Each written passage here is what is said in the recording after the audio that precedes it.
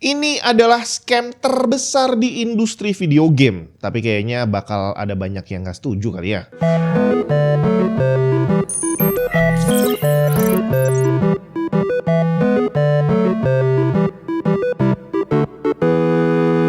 Bulan Oktober 2025 ini, Valve mengeluarkan update terbaru untuk game mereka Counter-Strike Go. Bukan tentang gameplay. Singkatnya, di update terbaru ini, player bisa dapetin skin in-game yang tadinya sangat susah didapat, jadi bisa lebih gampang. Harusnya pada seneng dong ya, tapi pada kenyataannya malah banyak player yang merasa dirugikan. Bahkan katanya ruginya sampai ribuan dolar.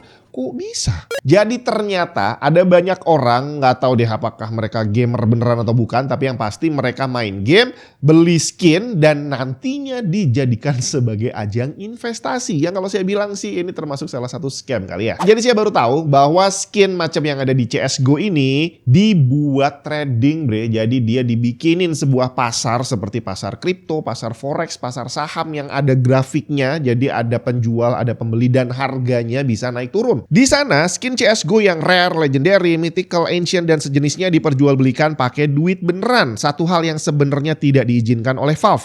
Tapi entah gimana caranya mereka bisa melakukan itu. Yang bikin beda adalah kalau kita trading beneran, macam trading saham, forex, atau komoditi seperti emas, nah ini harganya memang naik turun. Tapi naik turunnya ini terkontrol. Dia bisa kita pantau gitu ya. Dan naiknya juga nggak akan yang terlalu gila, turunnya juga nggak bakal terlalu gila. Intinya adalah semuanya masih dalam tahap wajar. Tapi skin CSGO macam ini ternyata naik turunnya luar biasa gila. Hampir mirip kayak kripto kali ya.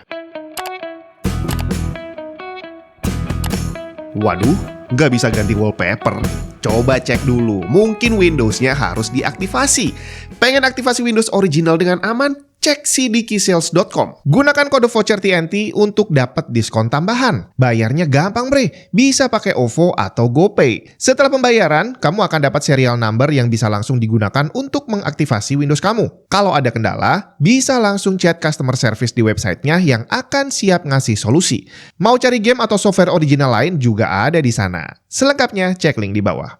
Sekarang udah aktif, bisa nih pakai foto telanjang buat jadi wallpaper. Sebagai contoh, skin AK-47 ini dijual dengan harga antara 8.000 sampai 10.000 US dollar saat video ini dibuat. Kok ada yang mau beli ya? Nah, update terbaru ini tadi membuat rarity barang-barang rare yang tadinya susah didapat jadi lebih gampang. Hasilnya harga jualnya jadi ancur bre. Saya nggak tahu apakah memang Valve mengeluarkan kebijakan ini dengan sengaja untuk menghentikan praktek trading macam ini, atau ada agenda lain, atau memang sekedar update doang. Tapi yang pasti dampaknya udah langsung bisa dirasakan sama orang-orang yang investasi tadi. Nah, trading skin macam ini jelas-jelas adalah scam. Tidak ada justifikasi apapun yang membuat sebuah skin bisa dijual sampai ribuan dolar. Kenapa nggak bisa? Karena dia nggak punya nilai intrinsik. Nilai intrinsik ini semacam kalau misalkan prosesor gitu ya, harga 1 juta sama yang harga 40 juta itu jelas beda performance-nya. Jadi mahalnya harga prosesor ada alasannya.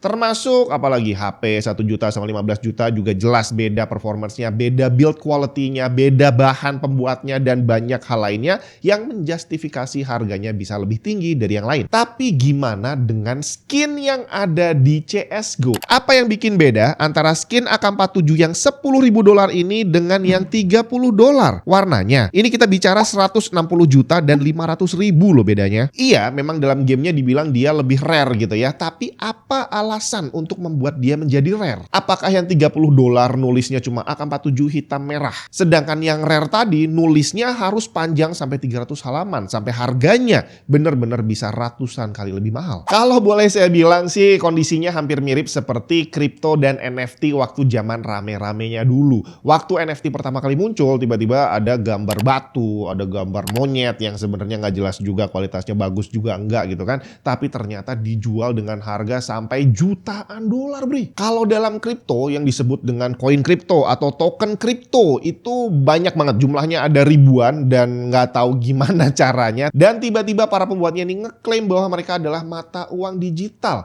Mata uang digital dari mana? Emangnya bikinnya sesusah itu? Kalau susah kenapa ada ribuan orang yang bisa bikin? Akhirnya dengan berjalannya waktu ketahuan bahwa kripto yang nggak jelas ini tadi, NFT yang juga sama nggak jelasnya, adalah ajang scam bre. Gambar yang kualitasnya begitu aja tadi tiba-tiba ada yang goreng, harganya bisa mahal, banyak yang pengen beli, tapi ternyata sekarang nggak ada nilainya. Token dan koin kripto juga sama. Banyak banget yang keluar mengklaim dirinya bagus, teknologinya canggih dan sejenisnya, terus akhirnya digoreng harganya naik sampai mahal hanya untuk beberapa detik kemudian ngedrop, jatuh dan nggak bakal naik lagi. Diserok deh, katanya mau to the moon, ternyata malah belasak. Kenapa bisa begitu? Karena memang barang-barang ini tadi tidak punya nilai intrinsik. Mereka nggak punya value apapun untuk menjustifikasi harganya yang tinggi. Bagaimana dengan skin yang ada di dalam game? Memang bener sih yang namanya gorengan harga, skin yang sampai jadi ribuan dolar gitu ya, itu bukan kelakuan dari pembuat gamenya. Mereka seandainya jual pun harganya nggak mungkin semahal itu.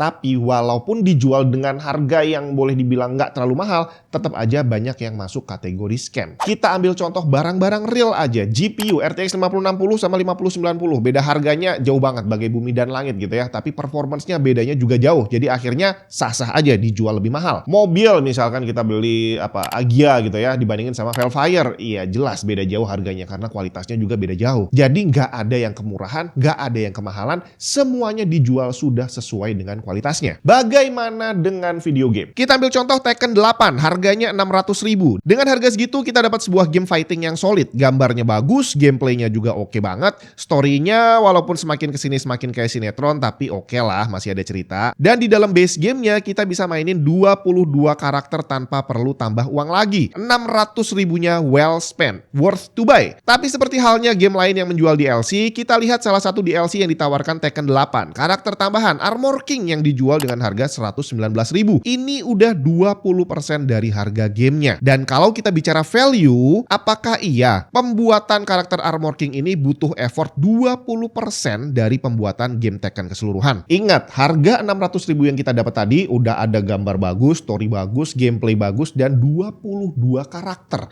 Apa yang membuat satu karakter tambahan harganya 20% dari harga gamenya? Dan sayangnya hal ini bukan cuma dilakukan sama Tekken. Banyak game lain yang memberlakukan hal yang sama atau bahkan lebih parah, bre. DLC memang udah sejak lama jadi obrolan para gamer gitu ya. Banyak yang gak suka kenapa harus ada DLC. Dan yang bikin lebih sebel lagi, ya kayak gini tadi. Harganya 20%, dapatnya cuma satu skin doang coy. Seandainya DLC yang kita beli dengan harga 20% tadi menambah gameplay, menambah durasi, menambah cerita dari game aslinya, ya masih worth it lah ya. Misalkan tadinya waktu yang dibutuhkan untuk namatin gamenya 50 jam. Ternyata dengan tambahan DLC bisa jadi 75 jam, nambah 50%. Berarti dijual dengan harga separuh base gamenya, nggak masalah. Karena memang yang kita dapat worth it. Nambahnya juga 50%. Tapi gimana dengan karakter yang ditawarkan sama si Tekken ini tadi? Harga base gamenya 600.000, kalau kita punya uang 300, kita bukan nambah separuh gameplay. Kita cuma dapat 2 karakter doang coy. Dan di sini saya lumayan susah untuk mencari analogi karena kayaknya di luar video game beneran gak ada orang yang menjual barang dengan skema scam seperti ini. Bahkan misalkan kita ngerakit PC nih, total habis 20 juta belum casing ya.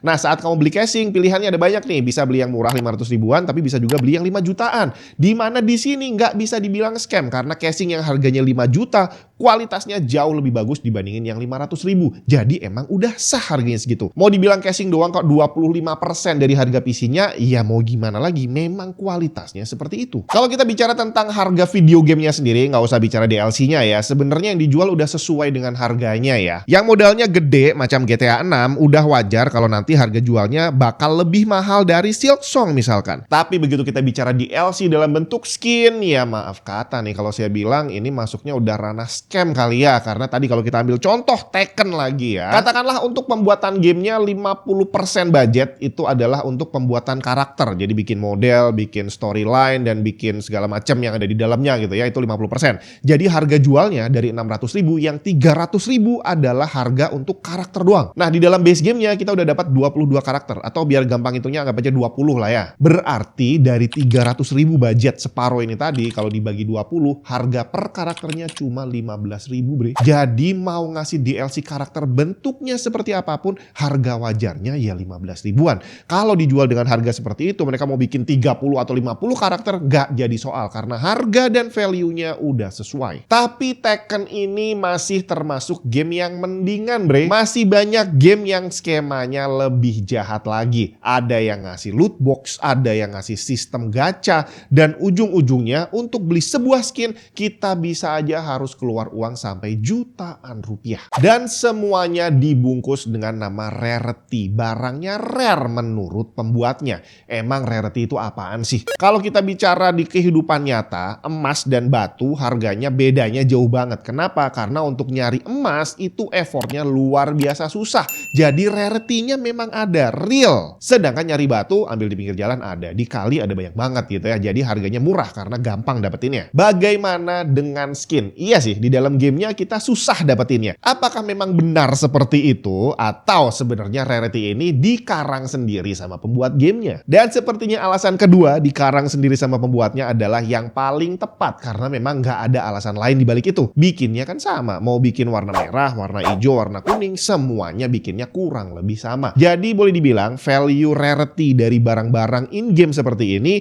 ya hampir sama seperti NFT dan kripto, di mana nilainya dikarang sendiri sama pembuatnya dan dikarang lebih lanjut, digoreng lebih lanjut lagi sama komunitasnya. Dan di sini ada banyak sekali orang yang terjebak bermaksud beli karena ada nilai investasinya dilihat seperti itu gitu ya, padahal sebenarnya worthless dan bener-bener worthless, gak ada nilainya sama sekali karena tinggal tunggu waktu semuanya gak akan laku lagi dijual. Kalau nggak percaya, coba cari game online yang udah tutup. RF online misalkan, zaman dulu banyak teman saya keluar uang berjuta-juta untuk beli item, beli akun dan sejenisnya. Sekarang jangankan mau dijual, akunnya aja lo udah nggak ada karena servernya udah tutup. Jadi uang yang dibuang jutaan zaman dulu nggak ada artinya sama sekali, hilang coy. Nah di sini saya yakin udah banyak yang gatel pengen bilang ini kan hobi. Kalau hobi keluar uang hilang juga nggak masalah. Ya boleh aja sih, tapi saya mau ingetin juga bahwa hobi yang lain itu ada. Semisal hobi otomotif, hobi PC, hobi mancing, naik gunung. Semuanya kalau memang diniatin bakal bisa keluar uang banyak banget. Barang mahal di masing-masing hobi ini tidak terhitung jumlahnya. Tapi sekali lagi mereka punya nilai intrinsik. Beli jaket yang mahal sama yang murah untuk naik gunung itu kualitasnya beda. Beli sepatu juga sama. Beli PC, beli HP, beli motor, mobil. Yang mahal dan yang murah kualitasnya pasti beda. Dan barang-barang ini ada wujud fisiknya. Jadi selain kualitasnya yang memang bagus, barangnya juga ada. Dan ini ya selama pemakaiannya normal harusnya bisa dipakai sampai lama. Motor kamu beli mahal hari ini, 10 tahun lagi motornya masih ada. Dan kalau pemakaiannya normal, dirawat dengan baik, dipakai 10 tahun lagi juga masih nyaman dan gak malu-maluin. Gimana dengan skin? Apakah skin CSGO yang tadi kamu beli $10.000 hari ini, apakah 10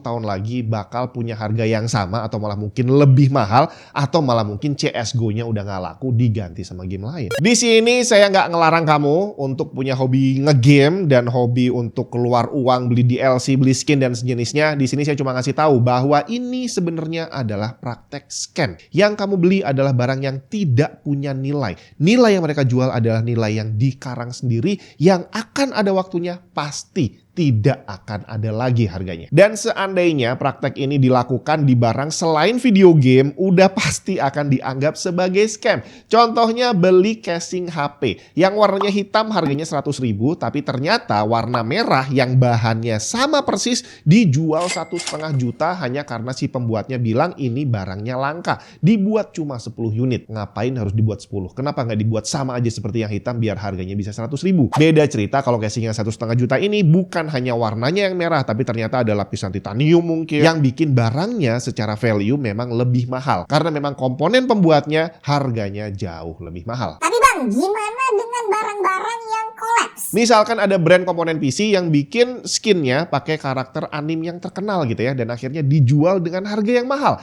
Apakah ini juga termasuk scam? Kita akan bahas di video terpisah.